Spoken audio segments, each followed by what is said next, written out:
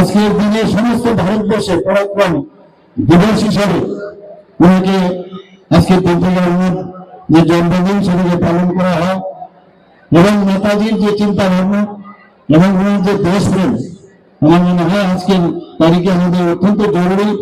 এবং আমরা চাই আমাদের আগামী যারা প্রজন্ম, যে কথাটা আমি বললাম যে আগামী যারা আমাদের হিউম্যান রিসোর্স যুবকরা আছেন, যুবতীরা আছেন, নেতাজির আদর্শকে পাথেয় করে আমরা আগামী দিন সামনের দিকে চলবো।